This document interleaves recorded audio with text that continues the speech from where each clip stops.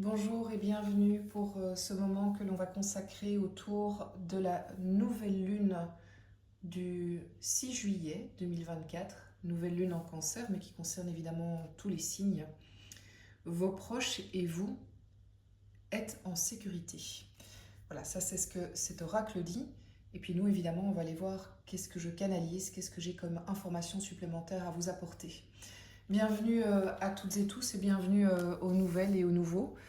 Pour ceux qui ne me connaissent pas, eh bien, voilà, je vous propose à chaque lunaison, à chaque nouvelle lune, à chaque pleine lune, je vous propose une guidance basée sur mes dons médiumniques qui vous permettent en fait de recevoir des informations qui devraient vous aider, qui devraient logiquement vous aider dans ce que vous traversez actuellement, soit parce que ça vous donne une grille de lecture de ce qui se passe, soit parce que ça met des mots sur ce qui se passe, soit parce que ça vous donne, si vous voulez, des voies, des chemins pour avancer, pour comprendre aussi où sont les blocages, que ce soit vos blocages ou ceux des autres. Alors, j'aime le répéter, il ne faut jamais forcer la lecture. Donc ici, je fais ce tirage. J'avais très envie de le faire aujourd'hui. Nous sommes samedi.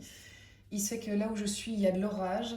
Et ça donne toute une ambiance très particulière qui, je sais pas encore pourquoi, mais qui a du sens par rapport à ce que l'on va recevoir comme information. Mais pour moi, les énergies sont déjà actives. Les énergies de cette nouvelle lune en Cancer sont déjà actives et croisent, si vous voulez, les dernières énergies de cette pleine lune qui a été très forte pour beaucoup d'entre nous. Et cette nouvelle lune en Cancer, eh bien, elle va nous amener à la future pleine lune. Alors, on va aller chercher directement. Donc, on va aller chercher quelle est l'énergie générale qui va nous accompagner, qui représente ce moment-là. J'en profite pour rappeler que j'ai fait des projections pour les 6 mois qui restent de l'année 2024, de juillet à décembre, signe par signe. Vous pouvez les retrouver sur Moon Energy, sur la chaîne YouTube. Et si ça vous parle, vous pourrez retrouver l'approfondissement de ces lectures sur mon site internet moonenergy.net. Et voici la carte qui tombe, la carte de l'énergie principale, celle du mât. Le mât, c'est la carte 0. Il n'y a même pas de chiffre en fait. Donc sur les arcanes majeures, comme pour ceux qui connaissent déjà, il y a toujours un chiffre romain, sauf sur le mât. Et sur le mât, il n'y a pas de chiffre parce que c'est le renouveau, le tout début, le recommencement. Il se fait que j'ai regardé la dernière guidance que j'ai faite avec vous pour la pleine lune et c'était la mort. C'était la carte de la transformation. Donc c'est tellement logique que certains d'entre vous ont eu vraiment un changement, une métaphore, un changement de peau ou un changement en tout cas interne qui s'est passé ces derniers temps et qui les amène à aller dans l'énergie du mât, c'est-à-dire je débute quelque chose de nouveau. Alors, on est dans le signe du Cancer, c'est un signe qui est très famille, qui est très proche, qui est très ami, qui est très relation. Donc, il est possible, voilà, sans avoir commencé plus loin, enfin, sans avoir été plus loin dans la lecture, que cette période marque un renouveau dans les relations, dans une relation, dans les relations. Peut-être que vous êtes arrivé à un moment où vous avez envie de mettre de vivre vos relations autrement. Alors, on va aller sur le chaud pour compléter. Quelle est l'énergie qui accompagne cette énergie du mât qui est quand même bien intrigante. C'est intéressant aussi de dire qu'on est dans cette énergie de Cancer qui est dans l'émotion, la famille, le lien, et qu'après il y a le lion. Donc on peut vraiment s'attendre que ce mât qui pourrait vraiment émerger si ça vous parle, qui pourrait voilà, tout d'un coup prendre son baluchon et il y va, après avoir longtemps réfléchi, il y va. Il pourrait être aidé ensuite par l'énergie du lion, qui est une énergie beaucoup plus feu, beaucoup plus action, et donc qui pourrait l'emmener en fait vers le mois d'août. Quelle est l'énergie? Quel est vraiment ce que l'Osho a à nous apporter en plus pour l'énergie du mât, pour cette période?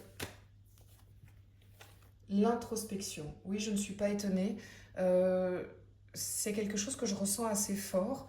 C'est que même si certaines choses se passent très concrètement dans la matière et sont visibles par tout un chacun, par votre entourage, il y a une forme de période introspective qui a débuté pour vous et qui fait que vous avez même un côté un peu énigmatique, un peu secret, Il y a des choses qui se passent que entre vous et vous. Il y a des choses qui, on a beau être, vous voyez, on a beau être sollicité par l'extérieur, qui vient nous parler, qui vient nous poser des questions, qui vient peut-être refaire vivre, refaire naître, mais c'était pas le mot, faire ressurgir nos peurs, bien on reste très très aligné parce qu'il y a une forme de sagesse pour le moment qui fait que vous vivez une introspection, un moment où vous êtes face à vous-même. Et ça, je dois dire que je le vois quand même assez fort en guidance personnalisée. Donc ce sont des rendez-vous où voilà, je fais appel à mes dons médiumniques, à ma clairvoyance, clairaudience, et je vous aide sur le chemin sur lequel vous êtes, en vous donnant des éléments, des informations qui vous permettent d'avancer si vous êtes bloqué, de comprendre ce qui se passe. Et lors de ces rendez-vous, pour ces derniers jours, dernières semaines, j'ai ressenti beaucoup cette sensation de... C'est pas du repli sur soi, c'est qu'il y a des choses qui se passent et qui ne sont que de vous à vous. Que vous allez peut-être partager un moment avec une personne, avec quelqu'un de proche, avec un thérapeute, peut-être avec moi en guidance, mais c'est même pas certain. Il y a beaucoup de choses qui se mûrissent au fond de vous-même parce qu'il y a cette mutation qui est en cours et qui demande cette période d'introspection. Alors la dernière fois, je vous avais présenté Dixit, qui est donc à la base un jeu de société, mais je suis complètement tombée amoureuse de ces cartes. La carte, celle-là, était tombée la fois passée. Et je dois dire que ce tarot, cet oracle, malgré lui, fonctionne très bien. Donc je vais aller demander une information vraiment pour cette période-là. Quelle est l'information que l'on peut avoir pour comprendre ce que l'on va traverser? Alors, elle ne m'a pas laissé choix, elle a volé. Alors il y en a deux, et on va les prendre. Donc j'ai tout d'abord cette carte-là que je vous laisse observer, qui est quand même très particulière. C'est un bonhomme qui semble être avec un nuage là et plein de post-it sur lui, plein de feuilles sur lui. On voit même pas son visage. Et puis celui-ci. Ok, pour moi en fait, et ici on a une marionnette qui est reliée à des fils et qui est inerte. Hein. Pour moi, on est dans une signification qui est similaire d'une certaine manière, pour commencer. Ces deux personnages, ils ne sont pas ce qu'ils devraient être. Ces deux personnages, ils sont dans du conditionnement, ils sont dépendants d'aspects extérieurs, de personnes extérieures. La marionnette, par définition, elle ne sait pas avancer parce qu'elle a ces fils-là. Et ces fils, en fait, ça la retient. Et cette marionnette le sait, elle le sent. Elle n'est pas libre de ses mouvements. Elle voudrait se lever de ce fauteuil, mais elle sait que là, actuellement, pour se lever de ce fauteuil, elle dépend de ses fils. Mais cette marionnette, elle a tout à fait la capacité de couper ses fils. Sauf que là, il y a quand même, je dirais, une... Alors, ça ne va pas parler à tout le monde, mais je pense que certains d'entre vous sont en train d'avoir des moments de lucidité, des flashs presque de waouh, mais c'est la situation dans laquelle je suis. Je ne suis pas libre. Je suis enfermée là où je suis et j'y ai contribué. Ce n'est pas que vous êtes des victimes ou des esclaves. C'est une situation dans laquelle vous aussi, vous interagissez. Et vous prenez conscience que, au fait, là où vous pensiez qu'il y avait une forme de confort et une forme de... Oui, de confort et une forme de sécurité. En fait, vous prenez conscience que, et vous prenez confiance dans le sens qu'en fait, c'est un plafond de verre. C'est-à-dire que parce que vous êtes dans cette situation, vous n'irez jamais plus loin, ça n'ira jamais plus haut, ça ne sera jamais plus grand, parce que vous êtes dans un conditionnement, dans une situation où en fait, vous n'êtes pas totalement libre. Et ce personnage, moi, il me fait penser aussi à ça. C'est un personnage, mais par contre, qui pour moi prend son élan. Moi, je le vois comme le mât. C'est un personnage à qui on a toujours dit ce qu'il devait faire. Tu dois faire ça, paf, je te colle un post-it. Tu es comme ça, paf, je te colle un post-it. Fais ceci, fais cela, va par-ci, va par-là. Et en fait, vraiment, il a toujours vécu comme ça. Sauf que là, ce personnage, il est en train de quitter cette noirceur, ce passé qui était finalement... qui faisait en sorte qu'il n'était pas lui, qu'il l'a vécu, c'est lui qui l'a vécu, c'est lui qui l'a accepté. mais c'était pas lui. Et là, il se met en marche. Il se met en marche vers sa liberté et les feuilles tombent. Et les feuilles qui tombent du ciel, qui essaient de se raccrocher à lui, n'arrivent plus à coller à lui. Et plus il avance, plus ces feuilles tombent et on va découvrir ce personnage plus tard. Donc ici, c'est pour moi, il est dans le même mouvement que le mât. Donc, on pourrait dire que soit il est figé et il se met en marche, soit ben, voilà, vous êtes peut-être dans une énergie et pas encore dans l'autre.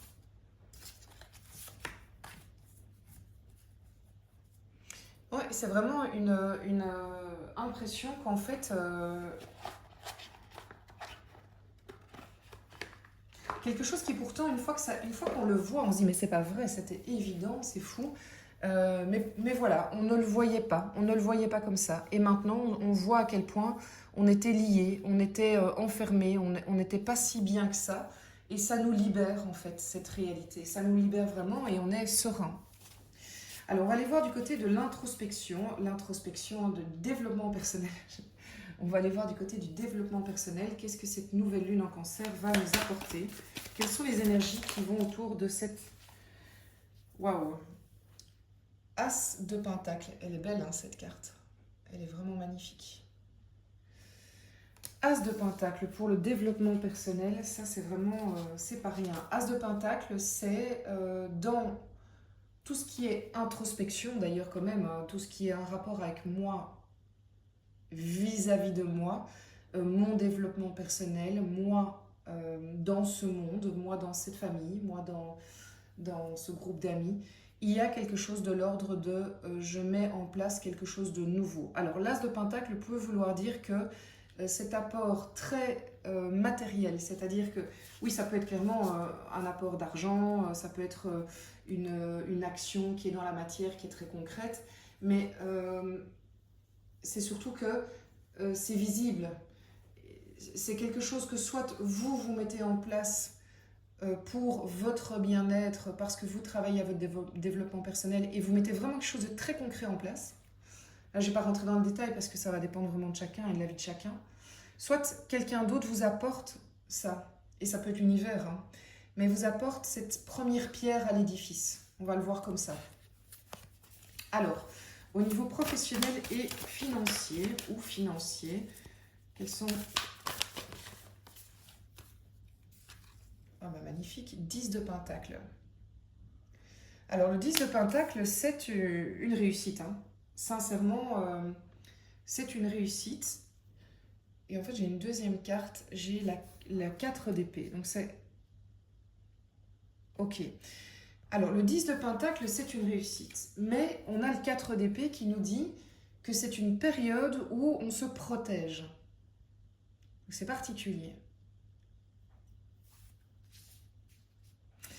Est-ce que certains d'entre vous sont dans un moment où, professionnellement, il y a vraiment quelque chose qui se met en place, qui est de l'ordre de la réussite? Vous avez réussi des choses, vous avez entrepris des choses, mais ça ne plaît pas à tout le monde. Ça ne plaît pas à tout le monde, il y a des jalousies, vous sentez des tensions. En tout cas, vous ressentez le besoin de vous mettre dans le 4 d'épée. Le 4 d'épée, c'est... Je me protège, je me mets à l'abri, j'ai même souffert. Quand on se met dans le 4 d'épée, c'est que quelque chose s'est passé et que ça a été désagréable. Et pourtant, c'est particulier parce que... Et pourtant, ça va. Et pourtant, le professionnel se passe bien, mais on se sent... on sent qu'on doit se protéger. On sent qu'il y a une agression extérieure. On sent que l'autre, qu'il soit un ou plusieurs dans le côté professionnel ou financier, n'est pas forcément un ami, est plutôt un ennemi. Donc on se met en position de repli, de retrait. Bon, ça va être typiquement intéressant pendant l'extension, hein, pour comprendre peut-être plus ce qu'il se passe de ce côté-là. Alors, au point de vue relationnel, intéressant évidemment, puisqu'on est en cancer avec cette nouvelle lune, ça peut aussi être très fort braqué, basé sur le relationnel. Quelle est l'info qui peut nous aider dans le fond Quelle est l'énergie qui nous attend pendant cette nouvelle lune en cancer? Quelle est l'information? Vous savez, ça pourrait être, je sais que je suis à un endroit, je gagne bien ma vie, ça se passe bien, je fais bien les choses, mais je sais que fondamentalement, je ne suis pas heureux. Ça ne suffit pas et je me mets en retrait parce que je sens qu'il y a une réflexion à faire. Et ça peut être aussi, j'ai excellé, j'ai été très bon, et en fait ça a attiré les jalousies, et je sens que je dois faire un pas de côté pour me protéger. Allez, on repart sur le relationnel pour cette nouvelle lune. Le puits. Elle est très très belle, hein, de nouveau cette carte. Et le puits, c'est la carte 22 dans cet oracle-là. Alors, du coup, comme c'est un oracle qui s'est inspiré du tarot de Marseille, en relationnel, le puits. Donc, vous savez, quand vous tirez des cartes, vraiment, vous pouvez aller sur qu'est-ce que la carte vous inspire, quelle est l'info que ça vous inspire, parce que ça, c'est de l'intuition. Et puis, on peut aller voir en plus, évidemment, sur comment l'auteur l'a envisagé. Et donc, moi, j'aime bien, sur ce tarot-là, quand même aller regarder l'auteur, mais c'est sûr que j'ai déjà ma petite idée. Donc, en fait, dans le relationnel, sur cette période-ci, je vais en tirer une autre, parce que j'aimerais bien savoir, si vous voulez, pour moi, le puits nous cache quelque chose qui va arriver. D'accord ? C'est encore enfoui. Donc, dans cette période, il va se passer quelque chose qui est en préparation, qui est en gestation, qui est en cours de. Et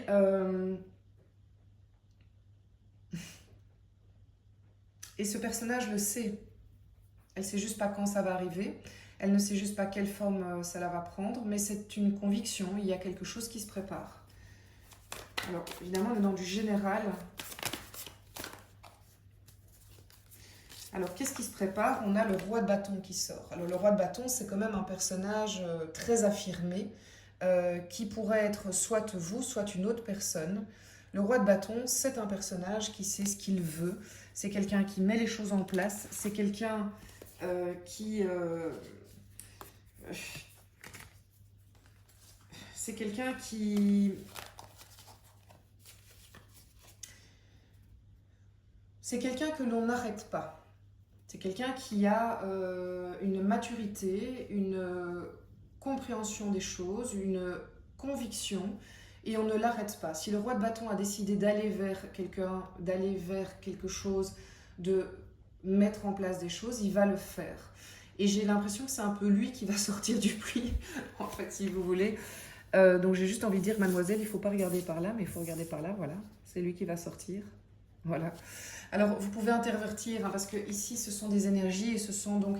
Le roi de bâton, ça peut être une femme, hein, ça peut être une femme qui incarne ce caractère de conviction, de je veux, de je suis convaincue. Donc voilà, il faut voir aussi... on n'est pas forcément dans des histoires de couple ici aussi, on est peut-être dans des histoires aussi relationnelles, d'amitié, dans de la famille, par rapport à des enfants. Mais enfin, ici, pour moi, c'est pas un enfant, on est vraiment face à un adulte, et j'avoue qu'ici, j'ai quand même... Pour moi, on est dans du relationnel, je pense. Et on ira creuser justement pendant la... On va le faire dans un instant d'ailleurs, pendant l'extension, pour voir qu'est-ce qui se trame derrière ça, qu'est-ce que ça raconte de plus. On va approfondir ça ensemble. Voilà, du coup, si ça vous parle, on va tirer ensemble l'extension. Je vais vous montrer les cartes, les premières cartes, et puis on se retrouvera sur le site moon-energie.net pour aller vraiment voir l'approfondissement de cette lecture pour la nouvelle lune du 6 juillet. Alors, quelle est l'énergie qui va compléter l'énergie du mât pendant cette... Ah, je ne sais pas si vous entendez l'orage. Moi, j'adore. Et en fait, cet orage, pour moi, n'est pas là vraiment... C'est pas anodin. Vous savez, il fait noir. Il a fait magnifique et tout d'un coup, paf, c'est devenu noir. Un peu à l'image ailleurs de la nouvelle lune, hein. On est plongé dans le noir, on est plongé dans un moment un peu... Moi, je le sens comme un moment avant le moment pivot, comme un sas. Et on n'est pas inconfortable. Moi, honnêtement, là, tout le monde est relax ici. Même mes animaux réagissent bien d'ailleurs. C'est plutôt... c'est cosy. On est dans ce cadre d'épée. On se met à l'abri. On sait dans quel endroit on se sent bien et on y va. Voilà. Je vais aller compléter donc le mât. Quelle est l'énergie qui va qui va compléter au fait le mât, l'énergie du mât pendant... Mon chien qui vient quand même demander, tout va bien. Oh, il n'a pas l'air. Quelle est l'énergie qui va compléter l'énergie du mât pendant cette nouvelle lune? Ah, ouh, ça c'est magnifique. Il y a vraiment du relationnel. Hein. Le mât se dirige vers du relationnel. Ok, on va compléter le Shozen Tarot. Quelle est l'énergie qu'on peut compléter? Très très bien, l'harmonie. Alors ici, je vais la laisser comme ça. Pendant l'extension, j'irai aussi tirer un oracle des miroirs pour ceux qui connaissent déjà cet oracle. Donc on ira voir là. Et puis on ira un petit peu au gré de mes envies au moment même. Ça, c'est des choses... je laisse faire, je me laisse guider. Alors, au niveau du développement personnel, qu'est-ce qui complète cette as de pentacle pendant cette période? Ok, 7 de coupe suivi du 3 de denier. D'accord. Ok, il y a un travail de guérison qui est en cours, hein, clairement. Au niveau professionnel et financier, nouvelle lune du 6 juillet, professionnel et financier.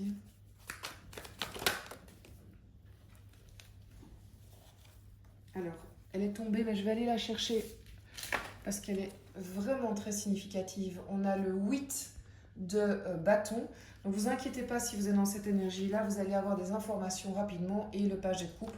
Donc, je suis assez confiante en fait sur le fait que vous avez pris la bonne attitude ici. Et ensuite, on va aller sur le relationnel pour cette nouvelle lune du 6 juillet. À quoi peut-on s'attendre ? Alors, on a le pendu inversé. Très bien.